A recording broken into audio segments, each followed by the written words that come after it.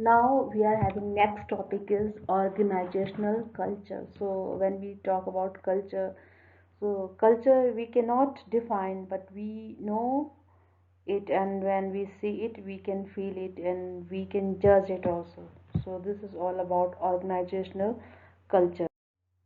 Now we'll see the meaning of a culture, a system of shared meaning held by members that distinguishes the organization from other organization. If you see, like in Getu itself, we are having number of organizations like bank. We are having college, we are having a bank, we are having school, we are having hospital, telecommunication department also, and we are having forest department also. So if you see, each and every organizations is having their own organizational culture, means shared meaning, like their members, those who are working in that particular organizations, they are having their own organizational culture, and that culture depends on number of things. So we'll see in the next slide what are the characteristics of a organizational. Okay, so now we'll just talk on this characteristics of organizational culture. So first one, we are having innovation and risk taking. So if we see, all organizations are not having same culture, so it's differ from one organization to another organization. So what do you mean by innovation and risk taking? Here we're talking about the degree to which employees are encouraged to be innovative and take risks. So it again depends on organization to on organizations and their managers or CEO, what kind of a person CEO is, or what kind of personality those they are believing in innovation. So they are always encouraging their employees to bring new innovative ideas in their work culture. So they believe in new ideas, innovative ideas. Next, we are having attention to detail. In this case here it is very clear, like some organizations, they are very much expecting from their employees to do more research, to analyze more and just try to get new, broad and more information about particular project or particular thing. So it is kind of a attention to details, means focusing more on analysis and precision, accuracy and detail. Next, we are having outcome orientation. So this kind of organizational culture, we are talking about the degree to which management focuses on results or outcomes and not on the procedure and technique. So like some organizations, they will not say how you're going to perform, how much like what techniques you're using. It's a first or, or number of techniques or whatever procedures. They just simply see the outcome, they will see the result, they will not see the procedure. Next, we are having people orientation. So by name it is clear, those who are focusing on people. So some organizations and their culture very much focusing on people, not on that outcome, profit, or result. They are looking more into their employees and their well-being. So this is kind of a culture where they are focusing on the people, not on the work, not on the profit. Next, we are having team orientation. So there are some organizations, those who are very much team oriented. So if you see police, if you see army, they are very much having this kind of culture, team culture. So next, we are having aggressiveness. Here, the degree to which people are aggressive and competitive rather than easygoing. So there are some organizations where you see that work culture is very much easygoing. They are busy. When you go to the organization, you will see employees are busy in Facebooking and social sites, no, instead of their work. And in some, you will see the employees are not having time to see the social sites also. Like if you see in India, we are having some companies, especially Infosys and all, their employees are not able to use their internet connection. They are using internet connection, but it is blocked for the social sites, so they are not easy for them to access all social sites. So work time means they have to focus on their work time. So that kind of culture is called aggressiveness culture. Then we are having stability, the degree to which organizational activities emphasize maintaining the status quo in the context to growth. Some organizations, if you see, their work culture is just to maintain that particular level in the market. Suppose they are producing 100 unit of a unit of car. Suppose your company is making car and you are producing 100 units, so they are focusing only on 100 unit to produce, but not to expand their market. So they are having culture of maintaining their stability. So this is all about working culture of an organization. Now we'll see the types of organizational culture. We are having clan, advocacy, hierarchy and market. So clan by name it is very clear. Clan means here we are talking about family culture. Like it's a clan means it's a close knit group of interrelated families, especially if you see, there are a number of examples in India also, like Reliance Group of Industries. So, like Reliance Group, they so the person who started that Reliance Group is now like for goes from one generation to another generation. Same way we are having Tata groups also. Then we are having Microsoft. We are having groups, those who started and they are transferring their business to their other generation, second generation. So if we see this kind in this kind of organization, then we will see the culture is kind of a collaborative and cohesive, because they are knit they all are family members. Those management people are kind of a family members, and cousins, brothers, sisters, and also they are having kind of a collaborative and cohesive culture.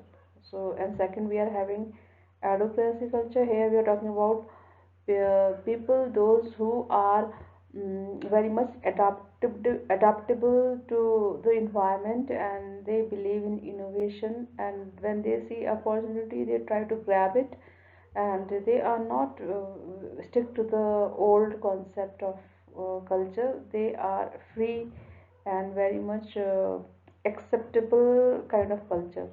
Then we are having hierarchy. Here it is controlled and consistent hierarchy culture. If you see, especially police, if you see government organization, if you see army, all they are having kind of a hierarchy culture, which is like control culture. And then we are having market culture. Here we are talking about especially new era, or you can say today's era. Most of the organizations they go for this competitive and customer focused culture. We are having like comparison, which culture you find best, clan culture or market culture. If you see, in both cases they are having positive as well as negative points to discuss. So I just want you all read and find out which culture according to you is better. Do organizations have a uniform culture? However, there can be a subculture also. Most large organizations have a dominant culture and numerous subcultures. So, like in an organization, we can see two types of culture. One is what dominant culture, other one is subculture. So, what is dominant culture here? It is expressing what the core values a majority of members share, and that give the organization its distinct personality. So here dominant culture, like suppose if we think about educational institutions, so what is the dominant culture in institution is what? Discipline. So discipline, coming on time, regular, not not not bunking, and less absenteeism. So it can be our dominant culture core values. Then what, like specialized, there is no chances of error, no place for dominant culture can be intolerance towards drug abuse, and also this can be a dominant culture. And what is subculture? Subculture tend to develop in large organizations to reflect common problems or experience members face in the same department or location. So here Like suppose the dominant culture, we can say it's a culture for whole organization, and in the organizations we are having departments, and in departments we can have a subculture also. So it depends on their problems and experience and what kind of thinking, what kind of work atmosphere they are having within that department also brings subcultures in that particular organization. Now we are having, do organizations have a uniform culture? For instance, the marketing department can have a subculture that includes the core values of dominant culture plus additional values unique to members of the department. Now, what will happen if an organization may have many subcultures? So, do you think it's going to have any impact when if organizations having number of subcultures? So, if organizations were composed only of a numerous subcultures, organizational culture as an independent variable would be significantly less powerful. Like if you are having more subcultures, it may have impact on or organizational dominant culture as a whole, because suppose they are not having similarities, so it definitely going to affect organizational dominant culture. Uh, which is a stronger culture, A or B? Most employees have the same opinion about the organization's missions and values. Most employees have a valid opinion about the organization's missions and values. So now tell me which is stronger culture. So I think it is very clear to you by the example itself. Like if you are having same opinion about the organization's missions and value, it is what? It is what? Strong culture. And not having similar opinion, that means what? It's a weak culture. Next, we are having in strong culture what we see, the organizational core values are both intensely and widely shared. And the more members who accept the core values and the greater their commitment, the stronger the culture and the greater its influence on member behavior, because the high degree of sharedness and intensity creates a climate of high behavioral control. So you can say strong culture play a very important role in an organization, because all members are sharing the same goal, same vision, same objective, and then they know like what their main objective for organization. So they know their work activities as well as their behavior towards organization. What is your thought on organizational culture, strong, weak, and employee turnover relationship? This is one question I think you all have to think. Do you think like culture, strong or weak, have any impact on employee turnover? So now you can see a strong culture demonstrate what? High agreement about what the organization represents.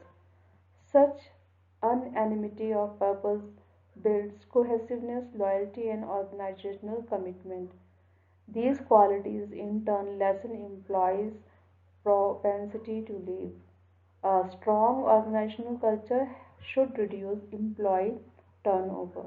When you have a strong culture and you are having shared vision, mission, and goals of organization, your goals are very much aligned with organizational culture. You feel like committed to organization, and because of that culture, you are so much bonded to the organization and members, those who are working in the organization.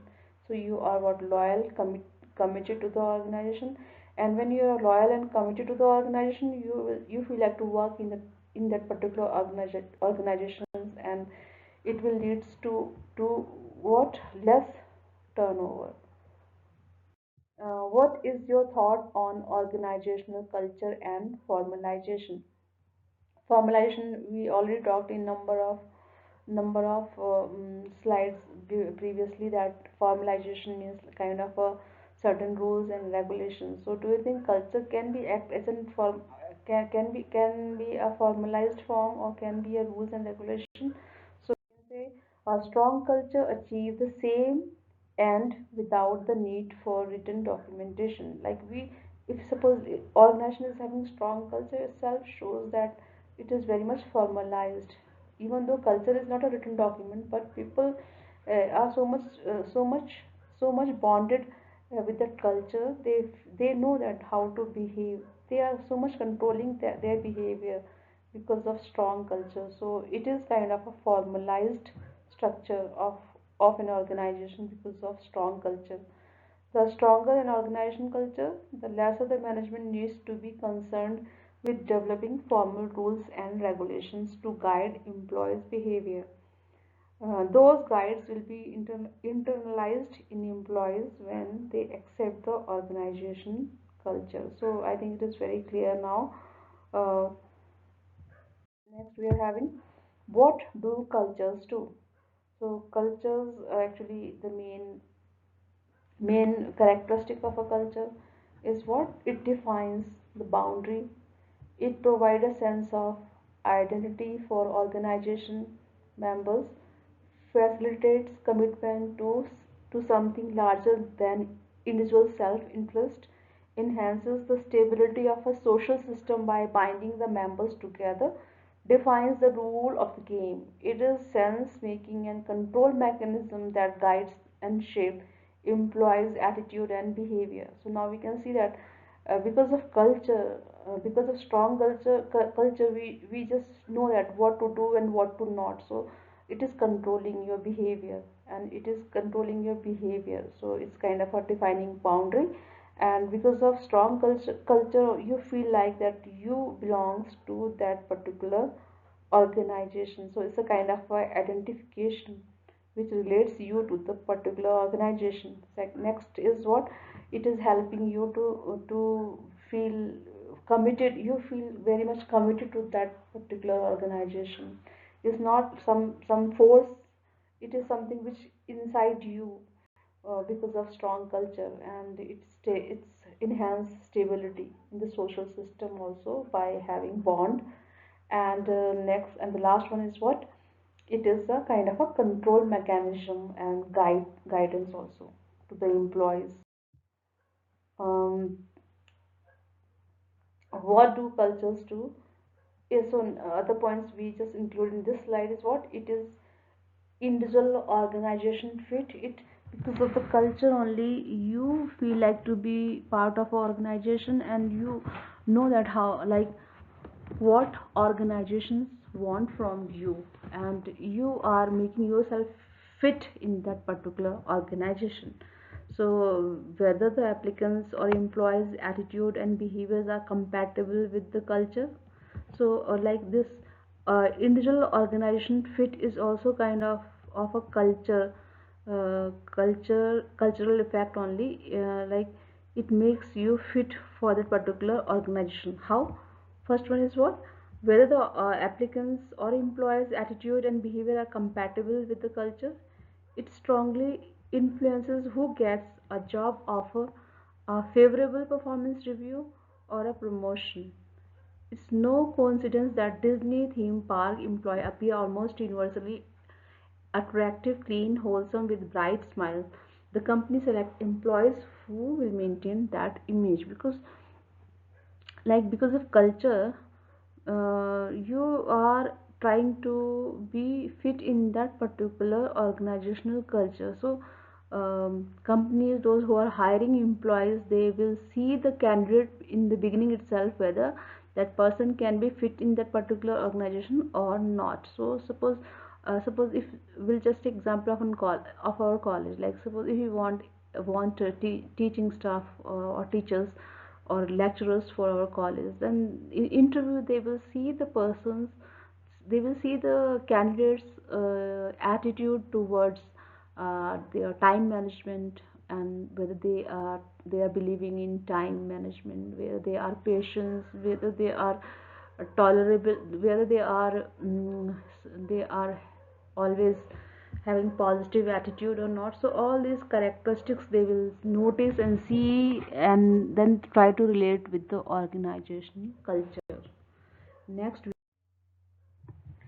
so here, like climate is the kind of a surroundings in the organizations when people, those who are working or employees, those who are working in the organizations, they feel same in that organization. Like if suppose they find people are very much supportive, management is supportive, and your other employees members are supportive to him or her, then the person him feel like to work and participate and be more innovative to bring new ideas to the organization. So it's a kind of a positive climatic climate or environment for our employees to bring innovative ideas, because organization and management and other senior members and their own colleagues, they are just motivating and promoting that person. So it's kind of a shared perception. Next, like communication channel, especially when they see like information is equally communicated, and they are getting proper communication, and kind of a positive environment with respect to the information. So then again it's motivating employees to work harder and play important role in giving more productivity to the organization. Justice, if they see that every employee is equal in terms of justice, in terms of promotion, in terms of uh, getting uh, getting feedback, and also that person feel positive to work in that kind of climate. And same with the support also, if they are having support from each and every member, they feel like to work, and it gives a positive environment. And then if suppose organization is having safety protocol and environment, so they will follow safety protocol. So this is all about organizational climate. Next, we are having ethical work climate. Here we are talking about shared concept of right and wrong behavior in the workplace that reflects the true values of the organization and shapes the ethical decision making of its member. Um, Next, we're having culture and innovation. For innovation to thrive, the culture should be open. Like if you really want it in your organization, innovation or new activities or something new development growth. So your organization should be open. Open means you have to give liberty to your employees to give their ideas, share their ideas, bring new ideas, and not to follow conventional type of routine work. They have to be some unconventional thing also to be happen in the organization. People have to support each other, collaboration, collaborative, and vision driven. They should have a vision, they should have a plan, objective goals, and then there must be acceleration, like promotion and support from the members and management. Is culture an asset or a liability? So like if you see, in some cases it is an asset, and in some cases it is liability also. So when we talk about asset, it means it like because of culture we see ethical behavior in of employees in the organization. People are behaving ethically, and they are having ethical work culture. And then culture promotes innovation also. And because of culture, employees are committed to the organization and to the working environment, as well as culture also provide good and better working environment and motivating employees uh, to contribute to the productivity and efficiency of an organization. But the other way, it is liability also, especially when we say liability, it is a barrier to the change, because culture sometimes it restrict to accept the change, and employees try to resist the change because of that strong culture. And next is like for employees, it is very difficult to adjust with the diverse conditions and diverse environment. And when companies go for acquisition, that time also it is very difficult for employees from one different culture to adjust with the new culture. So this is also problem with the acquisition and mergers. First of like, how does a culture begin? So, in first, what happened? Founders are playing very important role to begin the culture. So, first one is like hire and for. So, there are three ways to begin the culture. First one is hire and keep only those employees who think and feel the same way they are. So founders try to find out the employees of their kind only. Their what culture they are having. They just try to find out the same in the people or candidates those who are interested to join their company. So this is what like hire and keeping only those employees. Second, we are having indoctrinate and socialize these employees to their way of thinking and feeling. So second point, second way of begin the culture is what, just hire any people with any kind of culture, but then they try to socialize and try to inculcate those culture in the employees, those who are in their organization, the same way they are thinking and feeling. And the last way of beginning the culture is what, uh, like they themselves are showing that idealistic behavior in front of employees. So employees themselves, they think to be like their founders. So their employees try to identify with them and accept their belief, values, and assumptions. So there are three ways to start or begin the culture. Okay, so now we are having the topic how to keep a culture going. So, like, in what way culture just carries, from one generation to another generation in organization, or how it passes from employees, no new old employees to new employees. So there is a process. So first one is selection.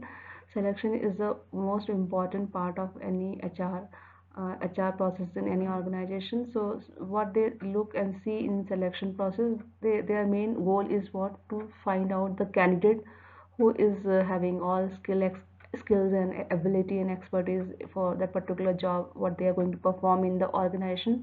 And the second most important thing, what people look in the candidate is like what culture that person is having, what set of values, attitude that person is having already, which is fitting, which is fit for organization, which is good for organization. So in the selection process, they see the culture activities, also culture thinking or thought of our candidate also, so that it is that qualities or culture can be fit for the particular organization. This is what first and very important part of beginning of a culture. Next, we are having top management. So top management, those who are managers, those who are in management team, and those who are supervising. So they are the people who are playing very important role, because they are the role model for the employees working in organization. So when a new employee see the top management, how they are performing, what culture they are following. So same way, new recruits also start following the top management, and they see the and they try to adopt the culture what top management is showing to them. So this is also very important for a top management to behave in a certain manner, so that it can transform good culture to the employees. Next, we are having socialization. So socialization is a process where like new employees start interacting with the organizational culture, in terms of by seeing other employees, their seniors, managers, and climate and organizational climate itself. So this is what socialization we see in the next slide. uh, First step is what, pre-arrival. So pre-arrival is a stage where new employees are when they join the particular organizations, they carried their own culture in terms of their own core values, attitude. It's a kind of a set of culture, like what they carried, from their background. And then that set of values can be their expectation from the organization, from the work culture, from their bosses. So they are that set of values, attitude, and that culture. When they join organizations, they encounter second stage means when they encounter and when they see the reality. First one is their expectations, second thing is what the reality. Encounter means when they see what kind of culture is in the organization. So it is a kind of a new things to them, and in that way, so they are having their own core values and core culture, and then they see the culture of the organization. So they need to adopt, they need to transform themselves, they need to change, and slowly start to become like organization, a part of organization. So they start learning that particular organization. So this is what we call metamorphosis. Metamorphosis can be kind of a transformation, like a caterpillar transform into the butterfly. So this way, like even the new employees, also new members of organization also start transforming, learning. So it can be possible in terms of when a new employees when they work with their old and senior employees. So like when they are in group, they start learning from the group. When they are informally and formally by rules and regulations, they learn some culture, and informally by seeing and observation, they learn culture. Then they learn culture with the training. They change themselves because of training also. So there are a lot of factors through which they undergo, and this process is called metamorphosis. And when they are completely transformed, then they show three outcomes. One is what productivity, second one is commitment, and third one is turnover. So productivity means it's a positive impact of a culture on the new recruits when they are completely transformed and they adopted and they are happy with that particular environment or organization culture. They are more productive and more committed. And but the last one is turnover, like those who are not able to cope up with the organizational cultures, they try to leave the organization. This is all about socialization model. So how employees learn about culture? So there are a number of activities, stories, rituals, symbols, language. All these are are the things which employees they learn, they studied, and they transform, they adopt the culture.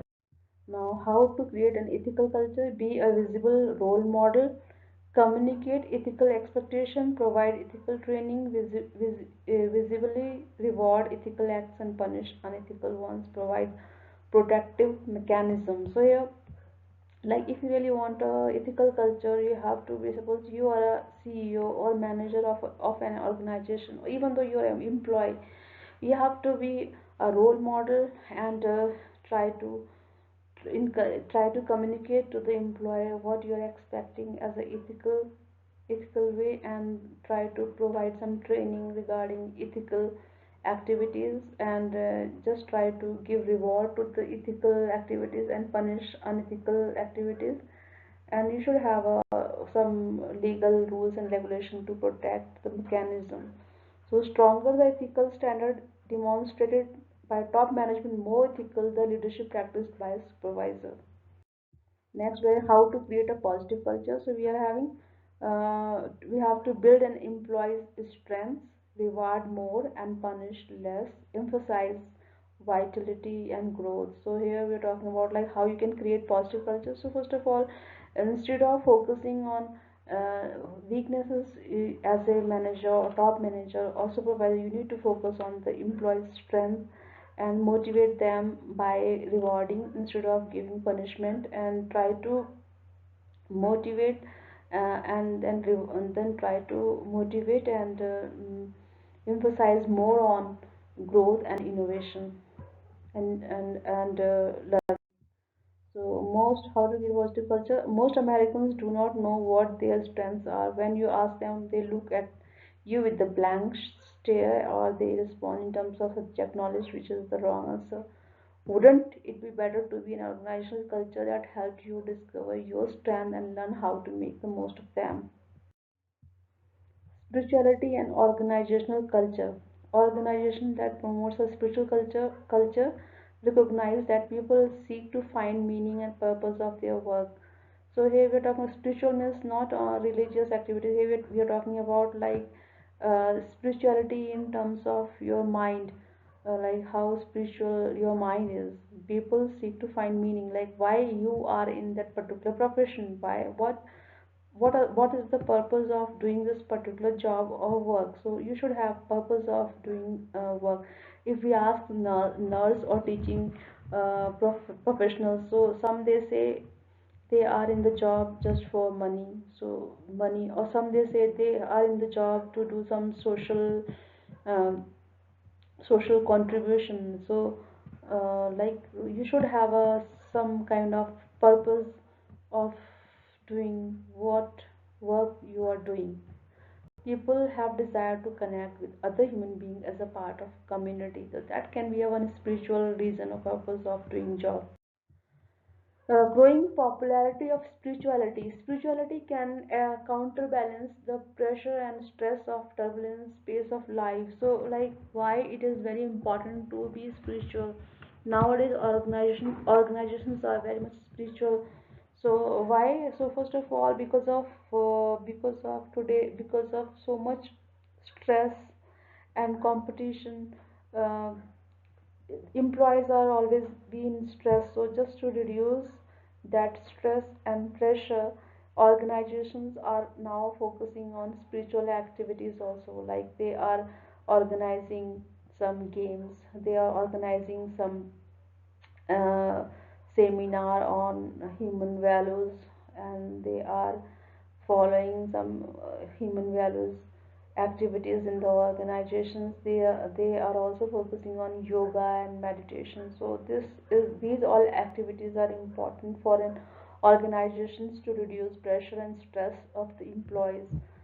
So we can say formalized religion hasn't worked for many people, and they continue to look for anchors to replace lack of faith and to fill a growing feeling of emptiness. So this is all kind of problems nowadays we see in most of the organization. Job demands have made the workplace dominant in many people's lives, yet they continue to question the meaning of work. Some, if you see, like especially in US, Europe, India, China, any Asian, European, or American or African countries, you see that people are so much into work, they are not having time to spend with the family and their children. So like there, so there is a lack of lack of connection. So this is all problems nowadays we see in organization. So what we can do, we have to be more spiritual. People want to integrate personal life values with their professional life. An increasing number of people are finding that the pursuit of more material acquisition leaves them unfulfilled. Now, if you see, people are so much in collection of materialistic things. Like they want big TV, they want expensive car and a big house, but still inside they are empty. So somewhere they are not happy. So just here spirituality, here we're talking about fulfilling or just to give peace of mind. So that's why nowadays spirituality is important for an organization. So feature of our spirituality organizations are what? Benevolence, strong sense of purpose, trust and respect, and open mindedness. Here, instead of using pressure or rules and regulations and direction, people are free to take their own decision, thinking their own pace of time to work, and they should have a purpose in their life. They are working for not only for money, they have some purpose of doing some task, some work, and they have trust and respect for the people, employees, and open mindedness is also one more and most important characteristic of spiritual organization.